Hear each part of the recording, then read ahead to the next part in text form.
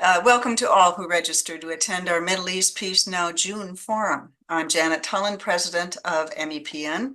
We would like to always start with thanking our sponsors for this event, Northfielders for Justice in Palestine, Israel, and Women Against Military Madness. As always, we appreciate these organizations and others in your support of MEPN monthly forums.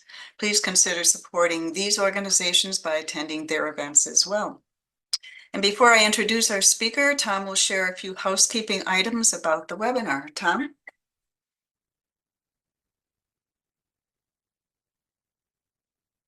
think we're going to get a slide. Well, on the slide, it says that we should all respect what the speaker has to say, that MEPN has the right to discontinue any remarks that we do not deem that are respectful. If you have a question, please put them in the Q&A. I can't remember what else is on the slide, but that is the main gist of it. So we shall continue. Okay, and I will now introduce Abby Martin, our guest speaker. Abby has been with us before. She was here prior to, I think it was about in 2019. And she spoke about the BDS law very eloquently. She's a well-known journalist, author, and activist who has devoted much of her profession to Palestinian and Israeli affairs and free speech. Abby is the creator and host of the documentary web series The Empire Files, director of Gaza Fights For Freedom, and the forthcoming documentary film Earth's Greatest Enemy. Recently, Abby has been very outspoken about the U.S. government's complicity in arming Israel against Hamas and the Palestinian populace in Gaza. Abby, we welcome you back to Middle East Peace Now. I also know that Abby now has two wonderful children, and she is a very busy woman. We have many questions, Abby, and we certainly can't get through the entire list. So we'll do our best. Audience members, if you have submitted a question and we don't get to it, we apologize ahead of time. Might have to have her back again. But we'll do our best to work through the list. So without further ado, I will begin with the first question. And I will say that the first set of questions, a fellow former board member and I worked through some of the issues that we felt Abby would be best able to respond to. So that is the first set. All right, Here we go, Abby. For almost 9 months, we have been viewing and reading news about the Gaza war. In fact, more extensive and longer lasting coverage on Palestine than at any time in most of our lives. Many members of the MEPN audience today are aware that Israel's propaganda arm, AIPAC, is a major shaper of the news that Americans have been exposed to about what has happened in Gaza, Israel, and the West Bank since the 7th of October. As a journalist, could you please help us understand how this shaping of messages actually happens? What are the mechanisms that have enabled Israel to exert so much influence over the American news media? Abby? I mean, it's a great question. I think that people looking at the scope of corporate-driven news media today might be increasingly perplexed at the one-sided egregious bias in terms of the pro-Israel narrative. I mean, this has been kind of the third rail issue for as long as I can remember. The news has always been extremely one-sided in their bias for Israel. But I think if you zoom out, even though this is particularly egregious in terms of this conflict and laid bare, I think with bias with the news media and how it operates, I think if you zoom out, you can see a similar approach with whoever the U.S. deems are foes and allies around the world. So whether it's Venezuela, Cuba, Iran, I mean, you're always going to see this kind of cartoonish black and white narrative propagated by a corporate capitalist media driven industry. I mean, quite frankly, I think that the biggest revelation is the fact that, advertisers essentially run the messaging, and most of the mainstream media is a reflection of the ruling class and its interests. And so if you look at the way the US media and Western media operate, it is an appendage of the US empire. it is essentially used as a tool to manufacture consent for US foreign policy, for the US being this global policeman and being able to be the so-called arbiter of an international rules-based order, which again has been rendered completely moot in the wake of this genocidal onslaught. When you're looking at an institution like AIPAC, obviously this is, the Israeli lobby has become subsidized to such an extreme degree with US funds and support that it's become a runaway train. It has this undue influence on American domestic affairs, especially when you see AIPAC representatives going and lobbying directly to state legislatures, as in the case of these anti-BDS laws across the nation. So I would say that because of the US subsidization to Israel and the lobby, it has become extraordinarily influential in our political system. I mean, look no further than Jamal Bowman's primary race. This was a race that AIPAC poured, I think, $15 million into. This is an unprecedented thing that we're seeing. And because Jamal Bowman simply reflected mainstream Democratic policies. I mean, the majority of Democrats actually disagree with giving arms to Israel to fund this genocide. They want a ceasefire. So Jamal Bowman actually represented the mainstream Democratic position, but you see the desperation from institutions like AIPAC that will pour endless amounts of money in a messaging that isn't even pro-Israel because they know how unpopular and unpalatable being pro-Israel is at this moment. So they'll just direct the efforts into something else that will tar and feather someone like Jamal Bowman and basically capture this seat in the House. But that's how scared they are of just simply having one representative or just a handful, if you look at the squad, to criticize Israel. So there's several things going on, but I would say if you look at the way the media operates, unfortunately, I think the majority of journalists have been captured into that notion of American exceptionalism and Zionism early on. And I don't think that they're lying intentionally. I think that they just are true believers in the system and they're true believers in the notion that Israel is some sort of liberal democracy, and essentially should be protected as the 51st state of the United States.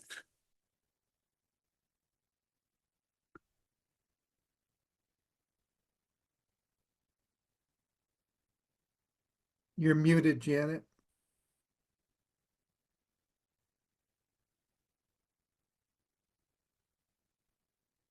Sorry, thank you. Okay. Several specific messages that have come out over the course of the war have later been shown to be untrue or have never been supported with evidence. These include, among others, employees of UNRWA have conspired with Hamas or are members of Hamas. Second bullet, during Hamas's assault on Israel, babies and women were decapitated. Rape and sexual assault were rampant during the assault. Hamas has killed numerous hostages. Hamas uses civilian Palestinians as human shields. Hamas purposely hides in Gaza hospitals as a means of protection from Israeli bombings. Please comment on on the facts behind these often repeated allegations, which have appeared repeatedly in the news media.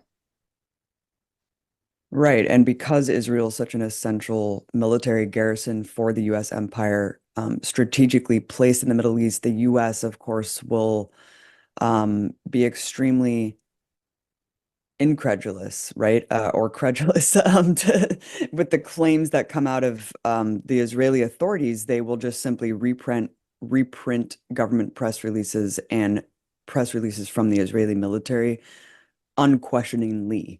So, of course, when October 7th happened, we saw that just wave of propaganda come out right from the get-go that, 40 babies were beheaded. Obviously, someone reading that with any sort of distinction between reality and fiction would take a step back and say, wait, that sounds really, really sensationalist. Maybe we should not repeat that claim without verifying it as fact. Similarly to the, Gaddafi giving Viagra to his troops so they can perform mass rape, or Saddam's forces throwing babies out of incubators. I mean, we've heard this kind of war propaganda before, and it's always worth taking a step back and actually thinking, is this true or not? So right from the get-go, I thought that that was completely outlandish. And, it didn't stop all Western media from reprinting that salacious claim on the front cover of every mainstream media publication without verifying it as fact at all. Of course, days later, when the lie had already cemented itself around the world, the truth was revealed. And in fact, the truth wasn't particularly revealed until months later with forensic detailed investigations from external independent sources, that actually one baby was killed accidentally on October 7th. Horrific tragedy. My heart goes out to the family. But when you compare that of a baby being killed through a closed door to the claim that 40 babies were beheaded akin to an ISIS style attack, I mean, it's just unbelievable that this is the propaganda that we were told that was manufacturing consent for the genocidal onslaught that's ongoing. So, again, all of these people are not held to account. Nothing was retracted. It was just kind of quiet retractions at the bottom of these articles, if there were any at all. And I still hear that constantly repeated. 40 beheaded 40 beheaded babies, to try to somehow justify the tens of thousands of babies that have been massacred. I mean, the UNRWA claim, it's the same kind of thing. Israel will throw out a claim that UNRWA is infiltrated by Hamas, and then the Western media and the Western political establishment will run with it and cut all funding to UNRWA. I mean, the United States was putting in $450 million annually to UNRWA. They were the largest funder, and without any shred of evidence whatsoever. In fact, there was extracted testimony from torture of prisoners, that Israel was claiming were, UNRWA officials that were revealing themselves to be Hamas. Of course, all of that fell apart after all these Western governments cut the funding for a crucial agency that was providing aid to a nation on the brink of famine. And I don't even want to call Gaza a nation. I mean, a population on the brink of famine. It was disgusting how quickly everyone leapt to serve Israel to help aid and abet manufactured starvation of 2 million people, including 1 million kids. And of course, all of that has gone out the window, no proof whatsoever, but it's too late now. The rape and sexual assault, again, this is a narrative that fell apart. I'm not sitting here and adjudicating whether or not rape did or did not happen. What I'm saying is that even according to the UN's official investigation, as of a couple days ago, they're the ones who have deemed inconclusive evidence that rape did happen at all, let alone mass rape as a tool and a weapon of war. So again, it seems like sensational propaganda that is used to dehumanize Palestinians, paint them as barbaric animals, and again, provide this false equivalency that somehow says mass rape justifies genocide, even though there is no proof for mass rape. So again, you're just seeing these claims thrown out there. None of them stuck. Again, I mean, the attack was bad enough. Why is it that they need to sensationalize and essentially wholly manufacture claims if the truth is enough, right? That's my question. The other one, Palestinians use civilians as human shields. I mean, I'll quickly debunk this. I mean, point one is that Israel provides no evidence ever, nor have they ever provided any evidence that Palestinians use their civilians as human shields. This is a trope that's used to dehumanize civilian populations as long as the enemy state is, committing violence against them. We've seen this rhetoric play out in corporate media all the way back to World War II, Vietnam, the Korean War. It's always that these so-called dictators or enemy states are about to use human shields. And essentially what it does is anticipate mass civilian casualties and destruction so that our hands can be washed clean of being the perpetrators of that death and destruction. No, no, no. It's those dictators that are putting their civilians in harm's way. So it's not our fault that all of them have died. Now, if you even entertain that as truth, that, okay, let's say that Hamas is shooting from military zones. Well, Israel does the same thing. In fact, all Israeli civilians, as we know, are mandated to go through the IDF. So essentially, every Israeli civilian is a military target, right? That has gone through the IDF. They are putting their military installations in the middle of civilian areas as well. So again, it's the same. It's that double standard. if that logic applies to Gaza, then the same logic should apply to Israel. Of course, it's different because Gaza doesn't have a choice to be the most densely populated area in the world. Israel has deemed every civilian in Gaza essentially a hostile military target that is not safe from strikes because, simply put, if you're just in the vicinity of a Hamas person or infrastructure, and if you're looking at the Hamas as the government of Gaza, obviously the infrastructure of the government is wide reaching, right? So if you're just in the vicinity of any government institution, you could be just classified as a Hamas terrorist, right? So again, everything is just so easily verifiable and verifiably untrue what Israel is putting out, but it just simply does not matter because the media will repeat it and use it to dehumanize Palestinians and somehow justify what we've been witnessing for the last 9 months. It's also interesting that we never hear how many Hamas militants have been erased from this 8-month war, whatever months it is.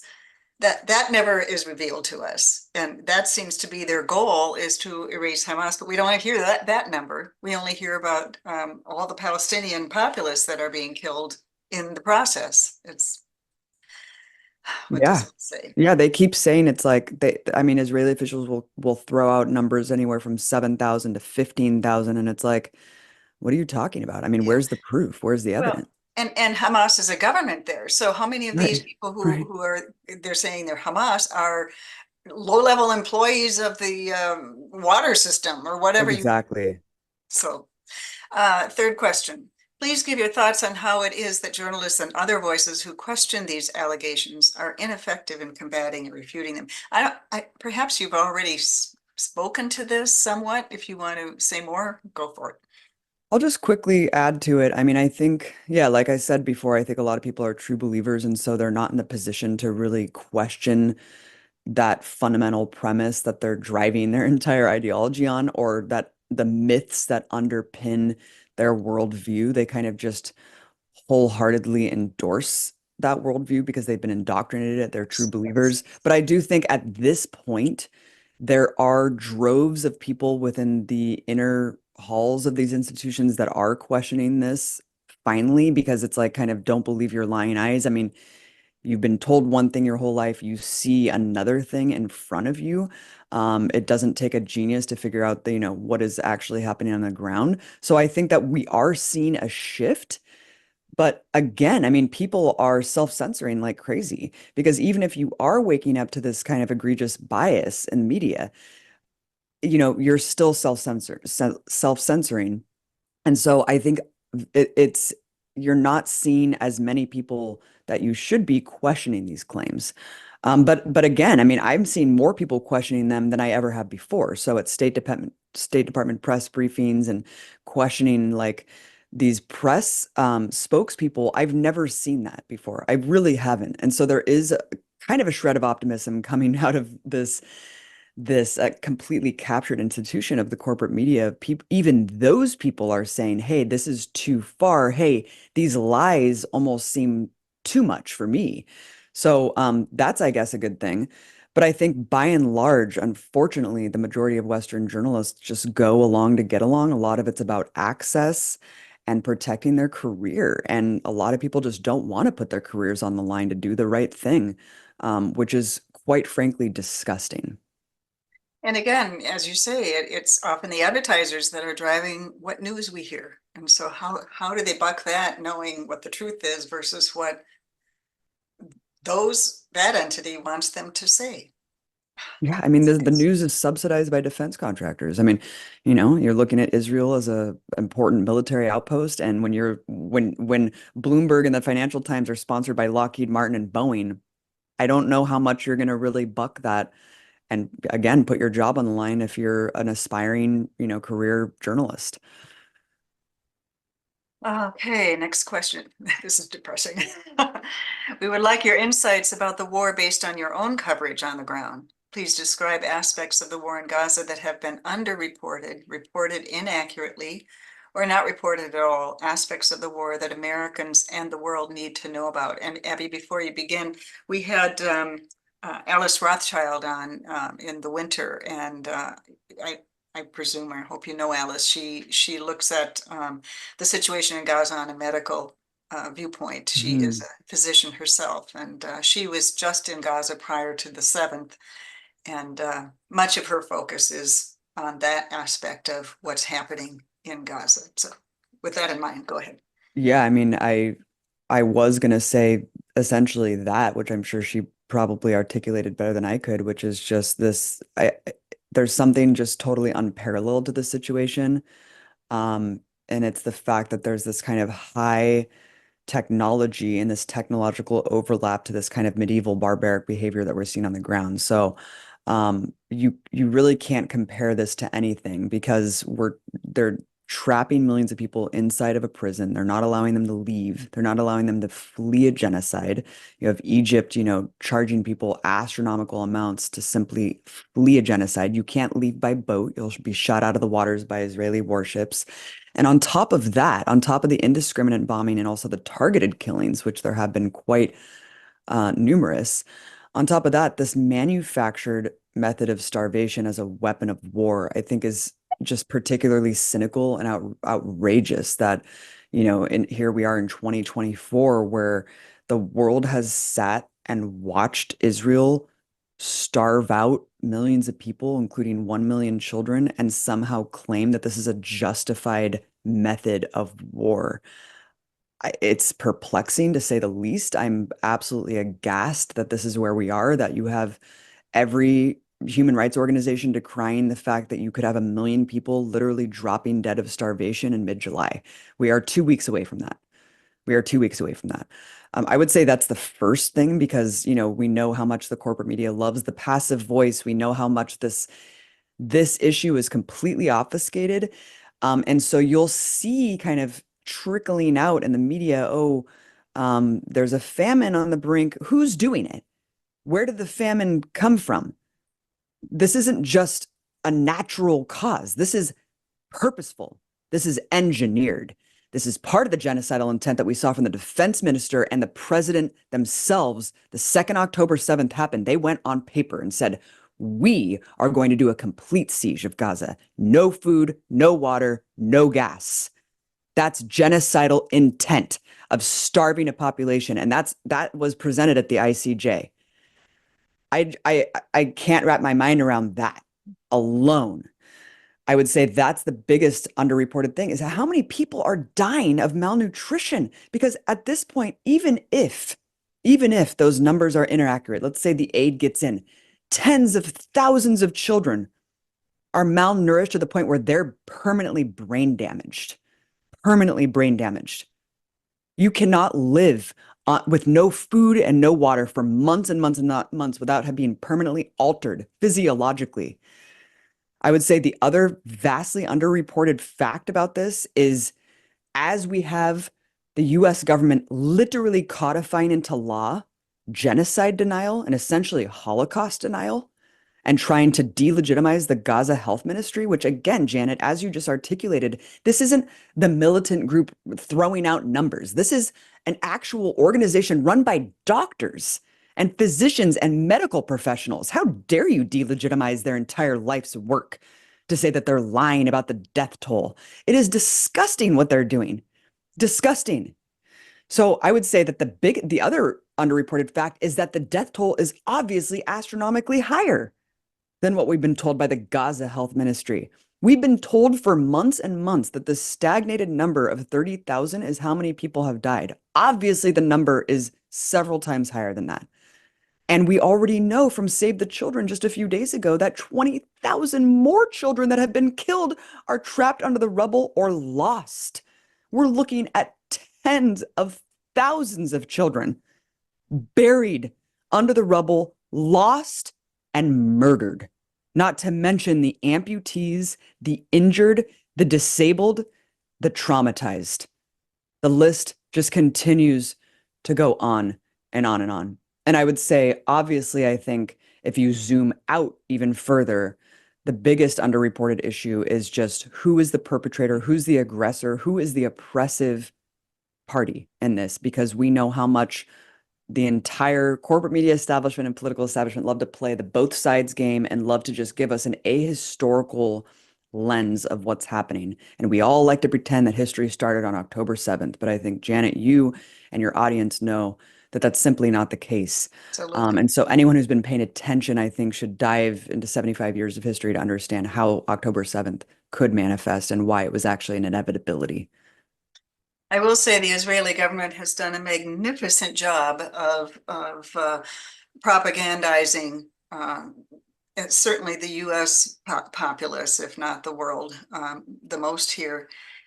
It's going to take more than 8 months of war in Gaza to convince people that the Israeli government has been complicit in oppressing an entire populace of people for the reason of overtaking the entire land.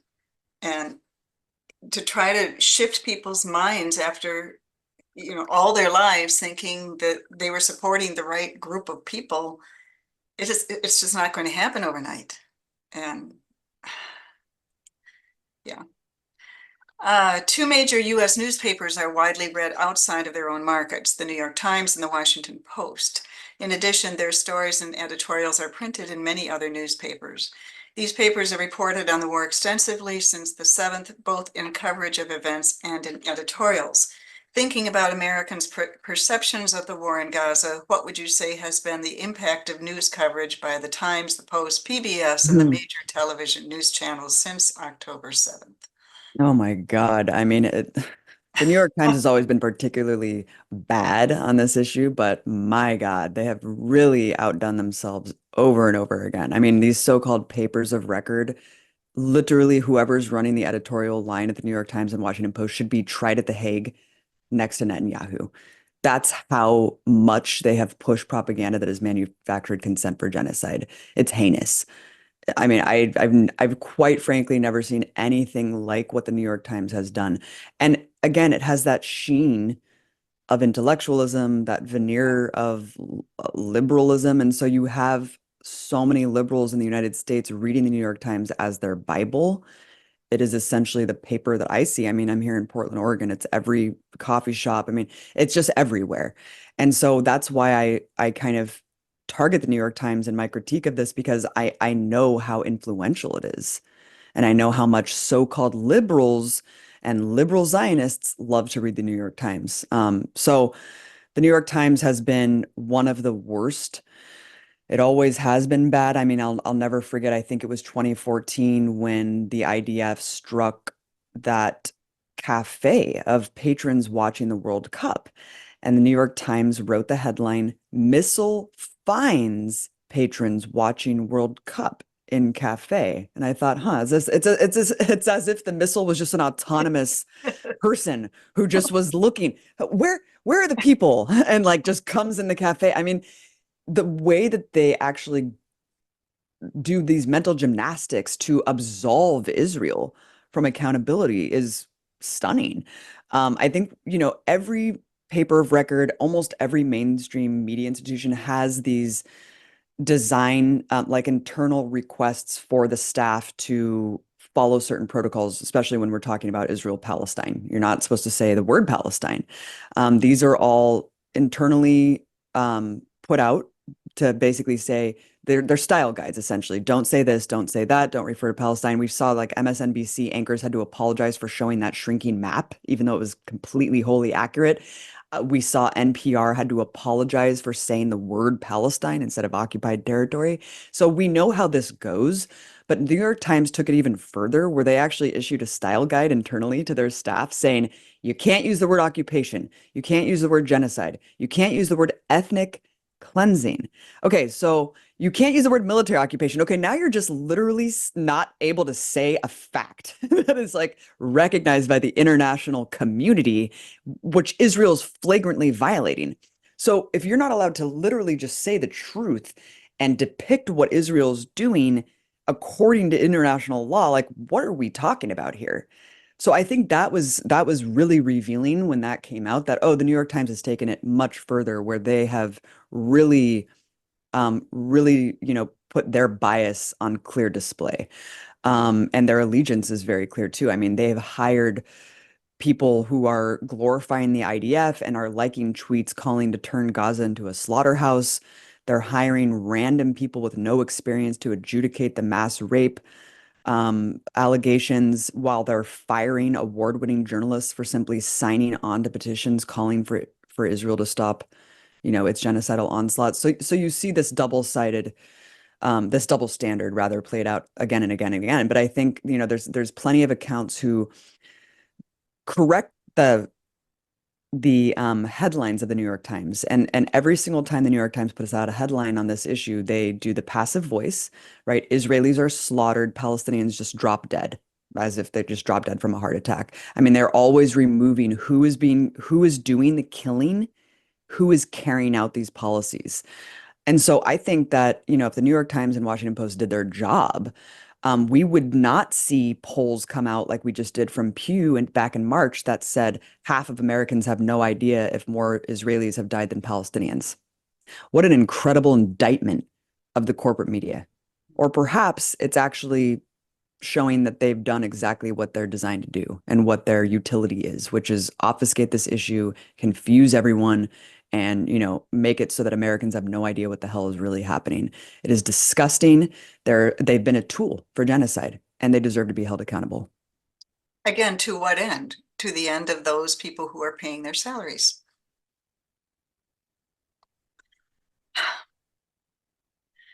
The war has been deadly for journalists. The Committee to Protect Journalists reports that as of the 17th of June, 108 journalists and media workers have been confirmed killed. 103 Palestinians, interesting number, 2 Israeli, and 3 Lebanese.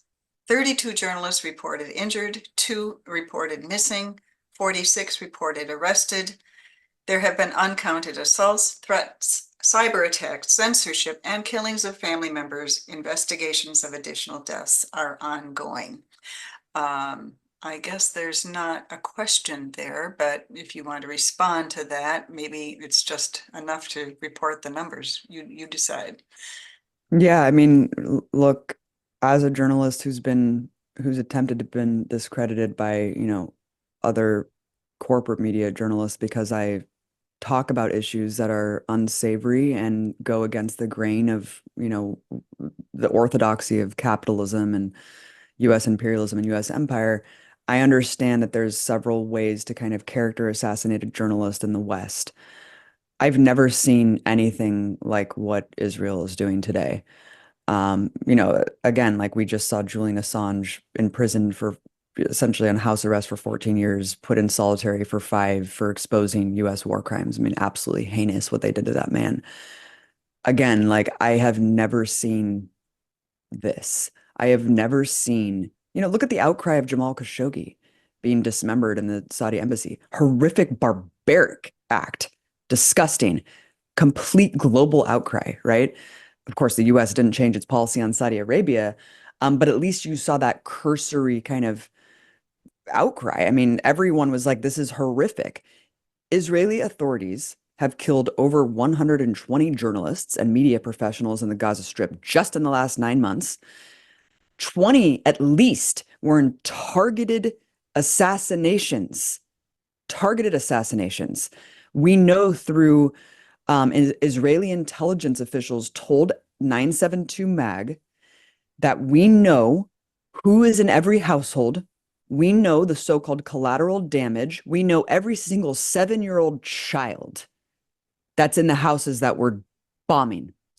So don't tell me that this is all just collateral damage, that, oh, these journalists just happened to be in the vicinity of an airstrike and, oh, they just accidentally died. No, they were targeted. They were assassinated. That is a war crime.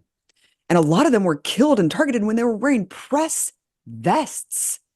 That's a war crime. That's a violation of the Geneva Conventions. Even in a standing army, like in an actual official war between standing armies, it would still be a violation of the Geneva Conventions. It would still be an egregious war crime to target and kill a journalist wearing a press vest, regardless of their political affiliation. Regardless of their political affiliation.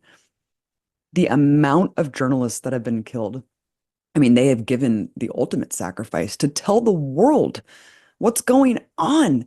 It's only because of the journalists on the ground. And remember, despite over 100 journalists being slaughtered in this war, we're still getting the news about Gaza every day because people are still braving it all to show us a glimpse of the horror that they're experiencing. It's because of Palestinians dictating their own reality, having the agency finally to show us the truth, that we don't have to go through the censorship. We don't have to go through these filters of what the Israeli military is saying about what our Western journalists want to tell us on behalf of Palestinians. No, they're showing us at the cost, such a great cost, potentially the cost of their lives, of their lives. I mean, it's unmatched bravery and courage. I've never seen anything like the resilience and the bravery of Palestinian journalists specifically. And Janet, I mean, we go back, Shireen Abu Akleh, no accountability, Yeah. targeted and killed. An American citizen targeted, killed, no accountability.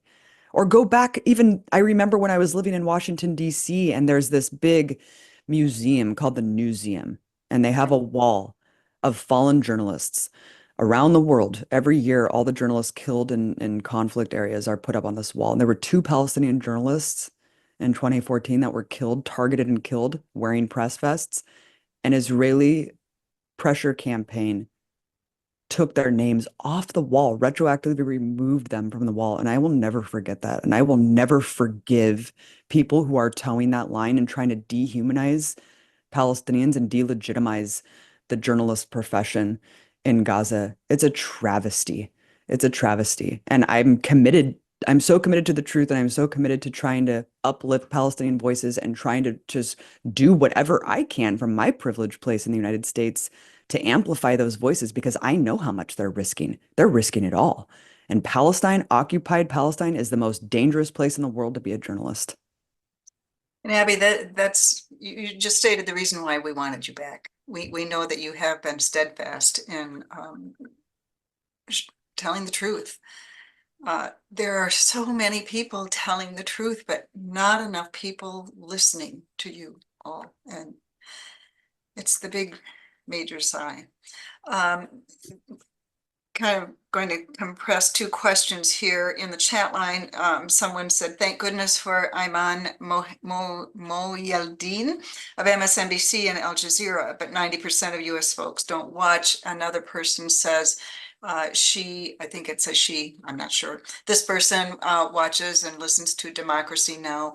What other organs are we to read and watch to get the truth? I think Al Jazeera is number one. They're the ones who are most equipped and telling the best detailed forensic investigations that straight up just quickly debunk everything that Israel is saying. I mean, of course, you have independent outlets like Mondoweiss, Electronic Intifada, and then you have even Israeli driven news sources like I just mentioned, 972 Mag, of course, Haaretz. Sometimes reveals the truth, even though a lot of it's tainted with the pro-Israel lens. But even Israeli media, the more that it's being translated, because I think we all know there's a specific narrative that's driven and propagated to American audiences to placate us in order to subsidize Israel's apartheid and keep sending weapons and things like that. So there's that falsified notion of this two-state fantasy, this peace process that Israelis have laughed off for 20 years, but Americans still buy into. Israeli authorities, Israeli society, Israeli media is totally unabashed, I'm sorry. And so you'll see a lot more truth actually just told to Israelis than you would Israeli officials coming over and telling Americans to on American TV. So I've seen quite a bit of damning things coming out of Israeli media once it's translated from Hebrew. But I would say absolutely supporting, Palestinian journalists on the ground, um, all of them on social media. I mean, they're the ones telling their own stories. They're the ones who are braving it all. And so they're the ones who are most important to follow and get the truth from. And then aside from that, Al Jazeera, Electronic Intifada, those outlets for sure. But again, like look at the Ali Arab hospital bombing, a couple weeks into this genocidal onslaught when Israel bombed the Al Arab hospital and 500 souls were extinguished in a blink of an eye. Flash. And it was just horrific. It was the largest mass casualty event perpetrated by fascist Israel in the history of the conflict.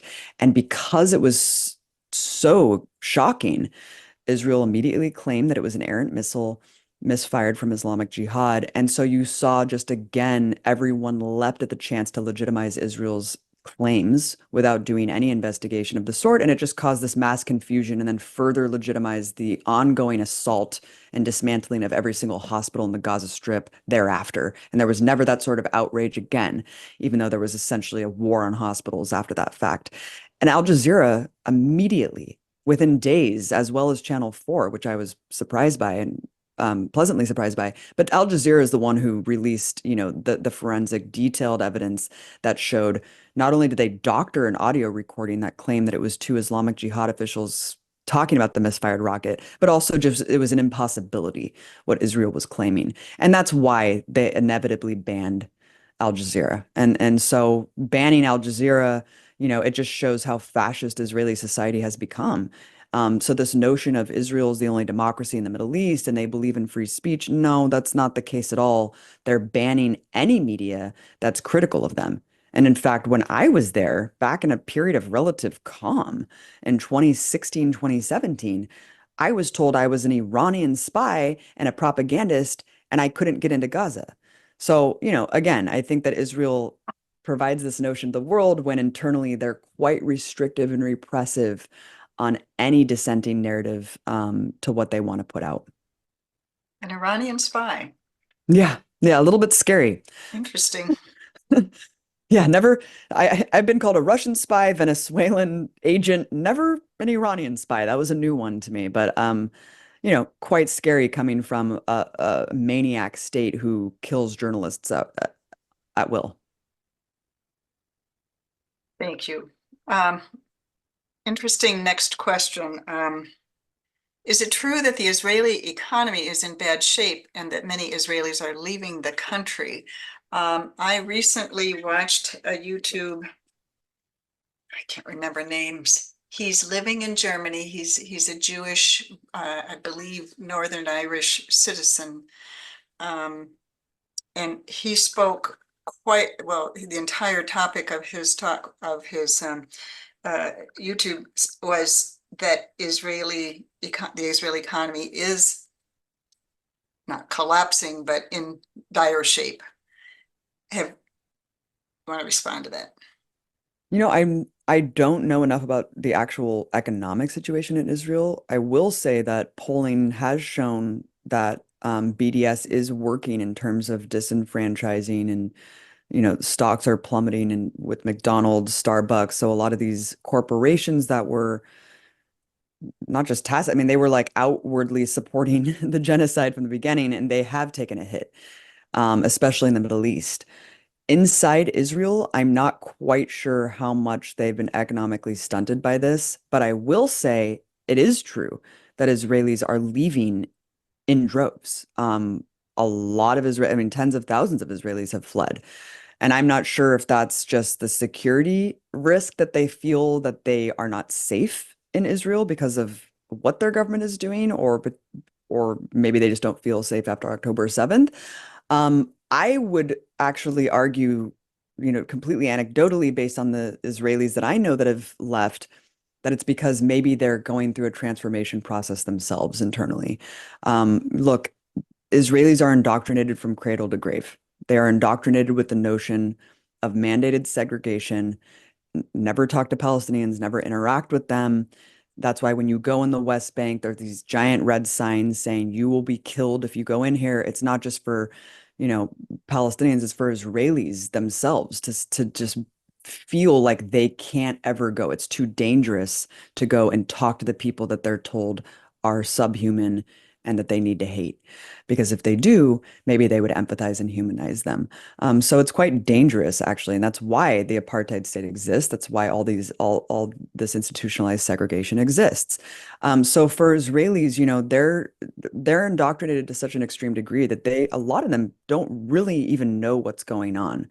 They are shielded from, the situation in I'm sorry, they are shielded from actually the reality of the military occupation, how bad it really is. They're shielded from the reality of how bad what's going on in Gaza really is.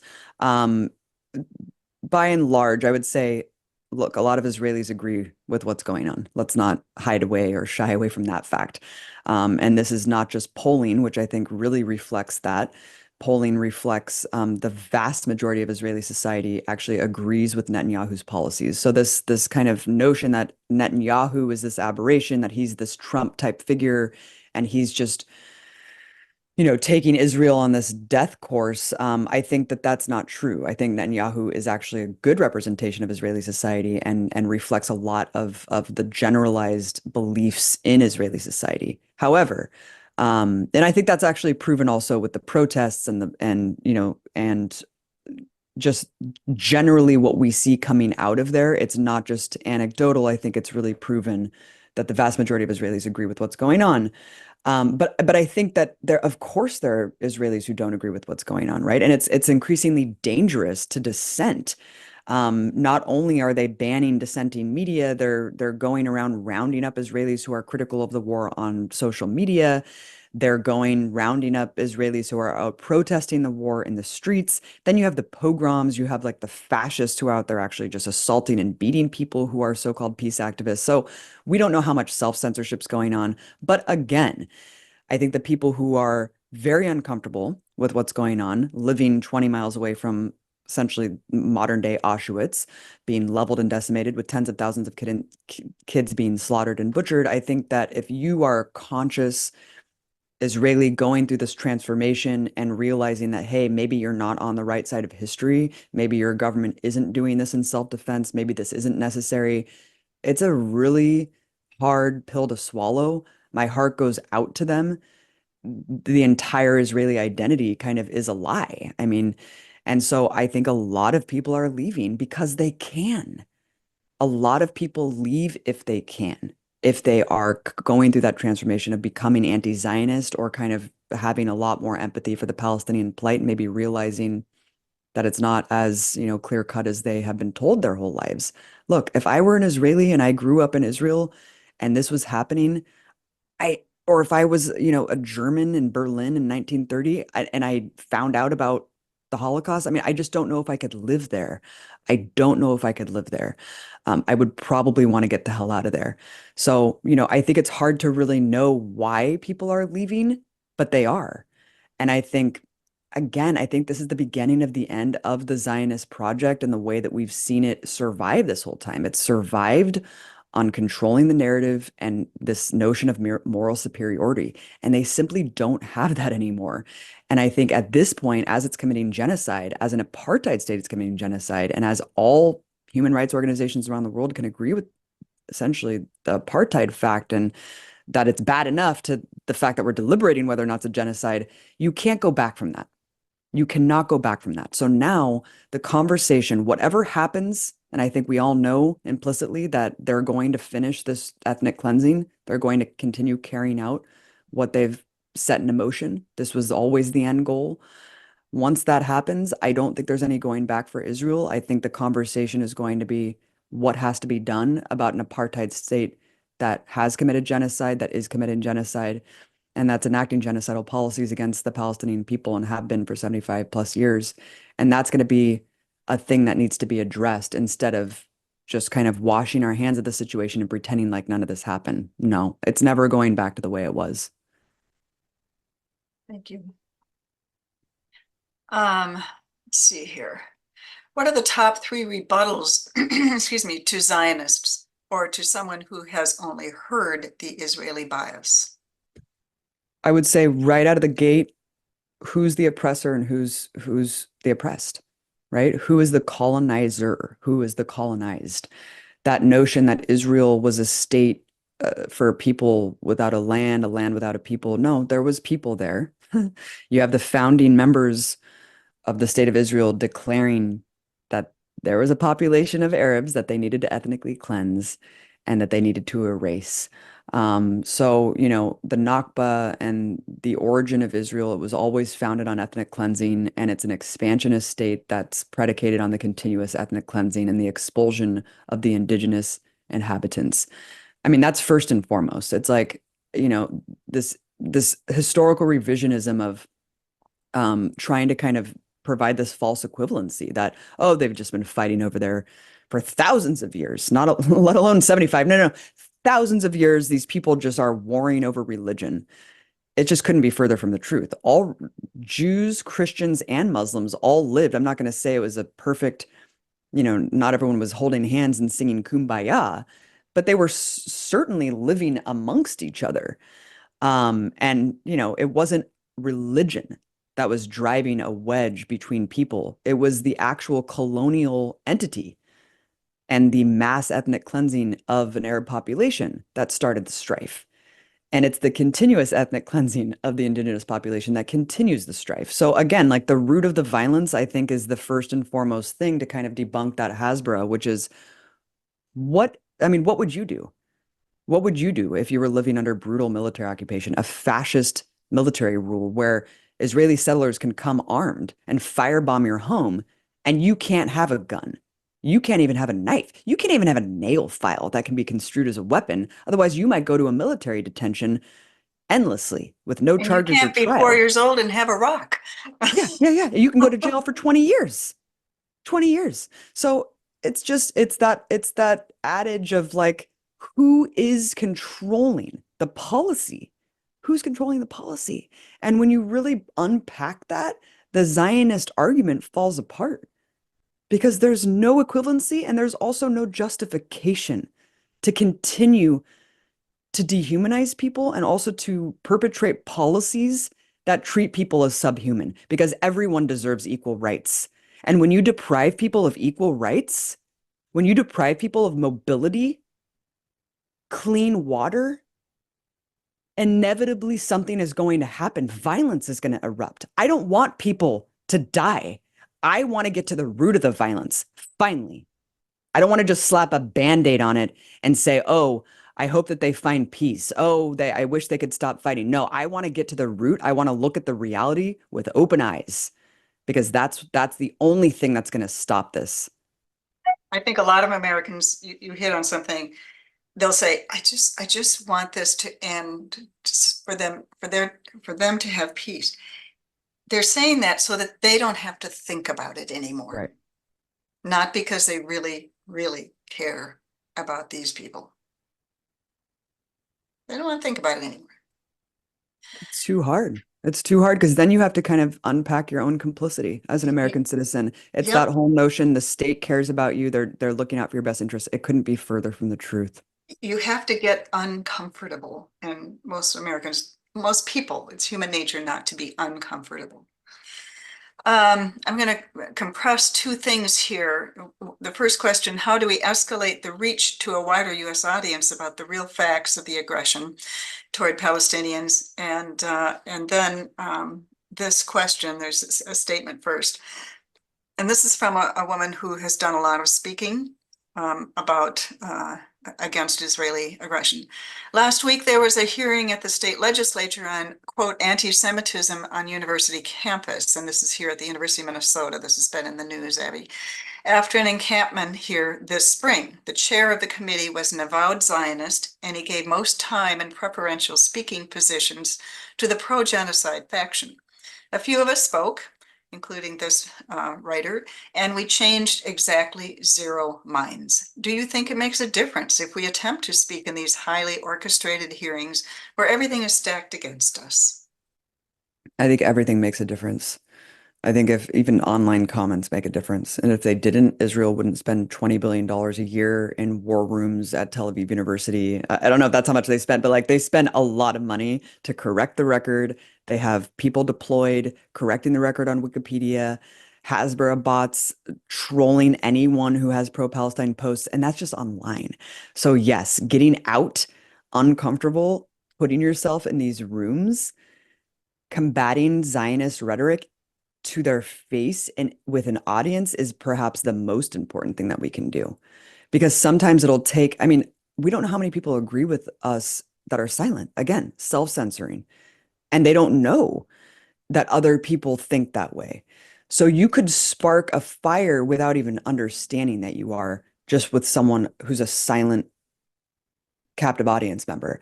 But aside from that, we simply have to. I mean, we have to go every single avenue that we can in the streets, you know, in academics, in protests, the in the intellectual boycott, boycotting celebrities, speaking out against people who are not, you know, who are silent. I mean, every single way that we can express ourselves and try to participate in boycott, divestment, sanctions, especially when it comes to the academic boycott, I think, you know, trying to isolate Israel in terms of the global, you know, entertainment, sporting events, things like that, conferences, just like Stephen Hawking. I mean, Stephen Hawking refused to speak in Israel before he died. And that's I think that's what we need to do is name and shame in every avenue that we can. And we should never think it's not worth it I because don't. every single thing that we do is worth it. And everything that you can do, even if it's just such a limited scope and capacity,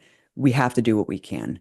And everything that we can do, whether it's if you're a good writer, if you're a good speaker, I mean, whatever you can do, if you're an artist, use that use that as a tool because everything we do matters. And as far as the protests, what is the tangible reality of the protests? The tangible reality of the protests is that they are peaceful, they are diverse. There's tons of Jewish activists that are participating in them. They have been painted and generalized by the mainstream media and by our political representatives as anti-Semitic because that's the only thing that they have. They're so desperate to delegitimize this protest movement that they want to just throw that accusation at them when Jewish Voices for Peace is one of the most prominent groups that's demonstrating today. It just completely nullifies this argument that they've hinged on for decades. It's not going to work anymore. I'm sorry. Jewish activists have debunked the notion that it's anti-Semitic to criticize an apartheid state committing genocide. It's just cartoonish and stupid. And what we've seen, that desperation taken to such an extreme degree that they've had to falsify alleged attacks of anti-Semitism. And they have been trotted out, all of these so-called, I mean, not all of these so-called victims. Let's just look at one of them because there's not many. The one woman who said she was stabbed in the eye for being Jewish with a Palestinian flag. The video completely Oh, debunks that. It was just an accidental like this flag accidentally hit her and she's paraded around Jake Tapper, Piers Morgan. She is invited on every single mainstream media platform to just sell a lie that anyone can see as fake because that's how desperate they are to paint these protests as anti-Semitic because they're not. They're not. It's incredible what's going on. I'm super inspired by the protests. I just wish that they took off more and outside of college campuses because we see how stymied and stifled free speech is on college campuses when it comes to pro-Palestine activism. Pro-Palestine activism and pro-Palestine speech is the most policed and suppressed speech in the country. And it's disgusting what college campuses are doing. But look at who's running these college campuses. They're neoliberal stooges who are paid by the same entities that subsidize the genocide in the first place. So I guess we can't really expect more from them. But it's disgusting to tell students that they have no right to protest the investments that their school that they're paying $100,000 tuition for. They have no right. They have no voice in that. It's sick. I'm just happy to see it happening, especially at Ivy League institutions. I think it's beautiful. absolutely. Why not expand BDS to include all countries, including the USA, UK, and NATO, for weapons sales and military support to Israel? I 100% agree. I say all the time, we need to BDS the US empire. I mean, that's next, right? I think that the BDS call for Israel is particularly important at this moment, though, because of how far gone Israeli society is. I don't think there's enough Israelis who are opposed to the policies from the top to change Israeli society from within. And in fact, we've just seen it getting increasingly fascist over the years and increasingly genocidal. So at this point, Israel's mode of self-defense is genocide. And you can't really see them react in a way that's not completely genocidal. So this veneer of like progressivism and how they're the LGBTQ friendly nation and all the liberal democracy, all that stuff kind of falls by the wayside when you see it's fully genocidal and is embracing fascism quicker than ever. And that impossibility of a two-state solution. It's been impossible and dead for quite some time. That's why BDS is so crucial. We need to isolate Israel from the outside. And the anti-Zionists who are within Israel and, of course, outside of Israel now need to be key in that effort. As far as American society, I don't think American society is as fascist as Israel. There's a lot of parallels and a lot of similarities. But right now, I do think there's still hope for revolutionary change within our society. That doesn't mean that I don't think that there should be BDS. I absolutely think there should be BDS. The US empire is driving all of this. Every single issue in the world that people care about, I think there's a lot of interconnectivity. And I think that a lot of instability in the world is driven by US imperialism and global capitalism. And I think the two are linked together quite obviously. I have called for BDS of the US empire forever. It's going to be hard when you have cultural hegemony, when the US controls so much of the planet, not just with financialization, but culturally. I mean, Hollywood, US entertainment. I mean, it's so pervasive and it's so far reaching that I just don't think you're going to see that the impetus now to boycott like American celebrities and entertainers and all of that. Although I wish it were the case, and I wish that you would see more celebrities using their platforms to speak out not only about this genocide, but about the nature of US empire and how much the US is culpable of so much human misery around the world. Thank you. And here's the biggie, of course. I hope there's a question about Biden's accountability and a question about the tortures perpetrated at Sde Diamond and why they have not been stopped. The horrors perpetrated by who? I'm not sure. SDE Sde Diamond and why they have not been stopped. I'm not familiar with that. Mhm. Well, I can speak to Biden. Yeah, let's What an separate those two outlandish, anyway. what a great debate showing, huh? I'm pumped. Is everyone else excited for the election or what? I'm super pumped. We got a corpse and a bloodthirsty psychopath. I love this country. We got Genocide Joe and Genocide Trump. I mean, um, look, Biden's one of the worst Zionists in the government. I mean, for a while I was kind of baffled thinking, how is Biden doing this against all logic, right? He is literally risking his entire reelection to just keep this genocide going. I mean, is it worth it? Like, how is this happening?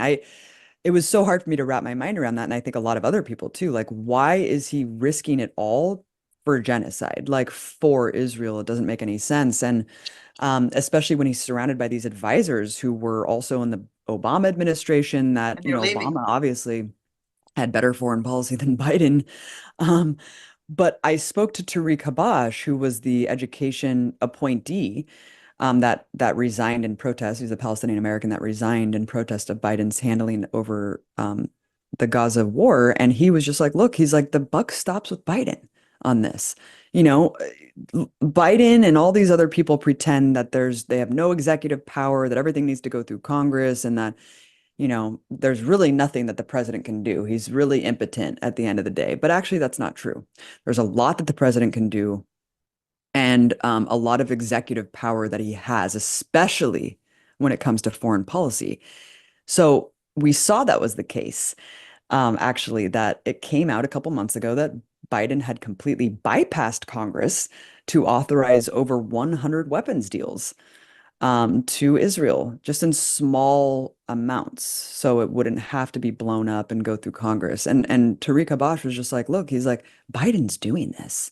Like, you may be wondering, like, who's in Biden's ear telling him this and that, and how kind of weird it is because it doesn't make sense with his reelection. He's like, but it's Biden. The buck stops with him at the end of the day. He is making these decisions, and it kind of just made me think, like, look, he's so rigid in his old age, and he is an unabashed Zionist. He was one of the biggest unapologetic Zionists for his entire career. You Yeah. saw him on the House floor decades ago saying, if Israel didn't exist, we would have to create her to serve our interests. So that's Biden, man. And, Biden needs to be punished, and I think he will be punished. Look, Trump would be doing the exact same thing, don't get me wrong. But Biden is committing genocide right now. And that's the worst crime that a state could commit. And Biden's facilitating that. And even Israeli officials have said if the US cuts off the tap, we won't be able to do this anymore. So I blame Biden squarely. This election is going to be just disgusting because it's just more of the same. It's either status quoism or a fast track to fascism. And it's a disgusting choice that we have. And for Palestinians, there's no choice at all. So yeah, I think that this is going to be, an election for the ages and a tough lesson for us all and for the ruling class that, I think the youth has woken up. They're not going to buy into the electoral process anymore. And the disenfranchisement is more obvious than ever before that these politicians just simply do not speak for us. And we keep reelecting them. Yeah. Well, and part of that is the machines behind the candidates make sure that we do. There are very few alternatives that are electable. And they'll blame Jill Stein and they'll blame the left and they'll blame, Yeah. For their own inadequacies and their own failings. And, Yeah. That's just crazy. I mean, after Biden failed in this last debate there, you saw finally that everyone was kind of being like, oh my God, like we have to have him replaced. And then Biden was just like, no, he's like, I'm not leaving the race. I'm staying in. It's like, okay, well, this is going to be really a train wreck.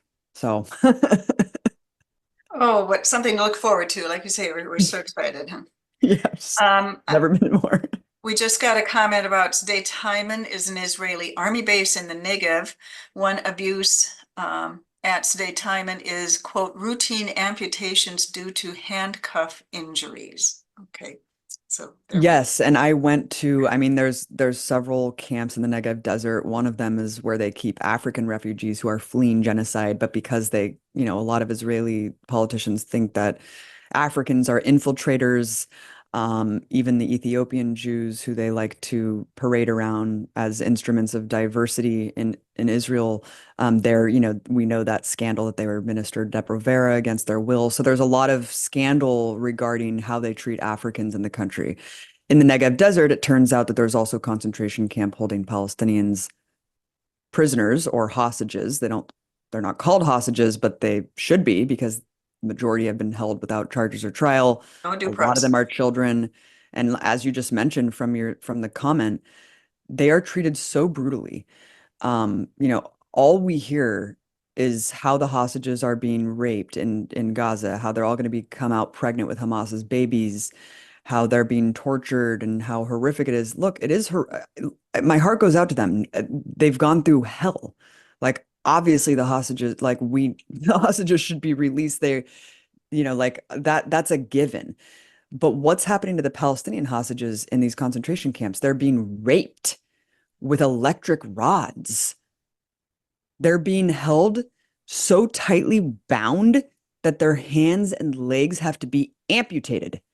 That's what's happening in the concentration camp holding Palestinians. And this is according to Israeli doctors. Israeli doctors. So, yeah, the human rights abuses are compounding too quickly to even really register. And I keep going back to this unparalleled nature in terms of not only the technological overlap and like the AI and just how weird this is to see like the Holocaust, like you turn on your device and you just see the genocide real time if you want to. But it's also the succession and rapidity of war crimes. That it just seems like every day there's another Abu Ghraib, every day there's a My Lai massacre. I mean, it's devastating. I don't want this to be normalized, and I fear that that's what's happened. I don't want to live in a world where genocide's normalized. I don't want to live in a world where this kind of successive, rapid nature of war crimes is normal. And if this is the future, if this is the world that we're entering into, if this is what Israel's allowed to get away with, what's next? I think of the school shootings, and there's another one, or the mall shootings, or whatever, the mass shootings. Oh, there's another one. Oh, there's Yeah. another one. That's enough said. Yeah, and honestly, I compare the mass shootings that we see to what we've witnessed the last 8 months live streamed. It literally feels like we've been watching the live stream of a mass shooter pick off people one by one, women, kids, unarmed people, disabled people, whatever, doctors, and no cops ever come. And in fact, it's worse than that. And The again, world it's white police people is doing this. arming them. The the police is actually arming them Yeah. instead of stopping them. Yeah. What can we do other than listening to excellent presentations like this? I mean, Janet, we're all doing what we can. Yeah. It's Don't stop. like was I was saying, I mean, don't ever think that what you're doing isn't enough and just do what you can without doing too much that you get burnt out. You just do whatever you can in the capacity that you can. And that's all we can ever do with anything, right? We use our platforms, we use our voices, we use our words, and we try to convince people what's moral, what's right, how they should have empathy, how we should care about the sanctity of human life, how every life deserves dignity and deserves to be alive. Like every human deserves that, right? And and I think just the awareness and of what our government is doing, not only in this situation, but around the world. It's really a mass political education effort. You know, I look at the 60s and 70s and I think, you know, we've been so dumbed down and the ruling class and the propaganda masters, they've known exactly how to manufacture that consent. They know how to propagandize us. They know how to dumb us down. And here we are on all our devices where we just can tune out, right? I think it's just that connective tissue we need to reestablish, like the connection of humanity and that internationalism, the international solidarity that we need to have with every human being around the world. We're all connected, right? If injustice is happening anywhere, it's happening right here in my heart. And I will never stop fighting until my last dying breath. We're glad for that. Um,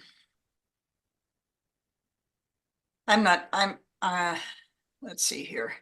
What happens if Trump is elected in November? Well, I think you've kind of talked about that. Do you want to speak any more about? I think Trump will do the exact same thing. In fact, Trump has said that Netanyahu needs to quote unquote finish the job. More Look, intentionally? yeah, more intentionally. I mean, Trump is the one who moved the embassy. That embassy move was what sparked off the Great March of Return. The Great March of Return, which is what I made my documentary Gaza Fights for Freedom on in 2019. I thought that was the most horrific thing that Israel had ever done. There was no plausible deniability of Hamas and these mowing the lawn incidents every couple of years. It was just straight up methodical mass execution of unarmed people over the course of several months. And I just thought if only everyone knew, if they could see, then they would wake up, right? Um, but of course, we know what happened, and now they're just killing that many Palestinians as they killed during the entirety of the Great March of Return in single airstrikes, taking out hundreds at a time. But Trump did that. Trump did that, and Trump will do more. Trump could potentially aid and abet the war in Lebanon. I mean, the thing is, Biden has no red lines that have stuck. And Biden has no backbone. And so, like, you know, Biden, the only difference I think is on paper, where Biden will just say, I'm mad.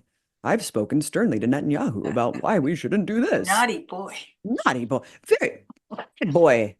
But Trump will just probably come out like the unhinged psychopath that he is and just say, you know, all Palestinians deserve to die. I mean, look what he said in the debate.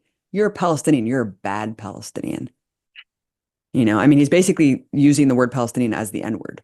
Yeah. That's how dehumanized and devalued Palestinian life has become, that it's just a secondhand joke as they're being genocided by these disgusting criminals. So yeah, we're in for a rude awakening either way, because if it's Biden, it's going to be status quoism that will pave the way for an inevitable Trump 2.0. And if it's Trump again, well, we know how that goes. He's going to embolden and empower the fascists and the anti-Semites, and it's going to be a tough A free for slog. all. It's going to be a free for all. And either way, we need to build the mass movement in the streets because these people, it's a farce. The entire political system's a farce, and no change will ever come from the top. You're here. I started this list too late, but I started to write a list of words that you have used. You had mentioned a half hour ago or so, when you were talking about the New York Times and the Post and so on, the expressions and words that they would not be able to use. Okay, I'll start with what you just said. Disgusting criminals, U.S. empire, settler colonialism, occupation, apartheid, fascist, genocide. Let's see, I can't even read my own handwriting. Ethnic cleansing, massacre, slaughtered, murdered. I could go on and on and on. Abby, we thank you for speaking freely, and we are glad to provide you another forum on which you can do that very thing. We are grateful to you for your activism and for your voice. Thank you so much, Janet. Thank you, everyone, at the organization for hosting me, for all of your great work. And I would love to come back on anytime. Thank you guys so much, and It's a keep up the deal. fight. Free Palestine, free Gaza. It's a deal. We do have a few housekeeping items to complete the hour and a half, and I think we're pretty much on time, so good for that. Get down to my notes here. We hope those of you who are in the Twin Cities, not too long from now, on Monday, July 8th, we will have fellow Minnesotan native and activist Jeff Halper, founder and executive director of Israel Committee Against House Demolitions. Please go to our website to register.